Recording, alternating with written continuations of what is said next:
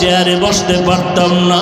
ও টাকাওয়ালা, বাড়িওয়ালা, ও পরীক্ষায় ভালো নাম্বারওয়ালা, মা বাবার চোখের পানি আর দোয়ার কারণে আজকে পরীক্ষায় ভালো নাম্বার পেয়েছো, টাকার মালিক, বাড়ি গাড়ির মালিক হয়েছো।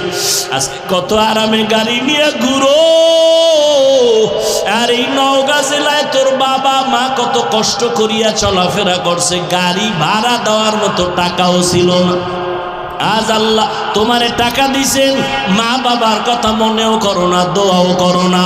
ওরে যার মা বাবা দুনিয়ায় নাই, কবরের কিনারায় গিয়া মাঝে মাঝে দোয়া করিও, আল্লাহর কাছে বলি, ওরে মালিক, মা বাবার হক আদায় করতে পারি নাই, মা বাবা জীবনে এত কষ্ট করেছেন, আমি যদি টাকাওয়ালা হইতাম আমি মা বাবারে শান্তিতে রাখতাম। আজ আমার মা এমন জায়গায় আছে, বিছানাও নাই, একটা বাতিও নাই, সাদা কাফনের প্যাকেট হইয়া কবরে ঘুমায়। ও সন্তান, ওই মা বাবারে কাঁদাইয়া যদি থাকো, তাড়াতাড়ি মাওলার কাছে ক্ষমা চাও।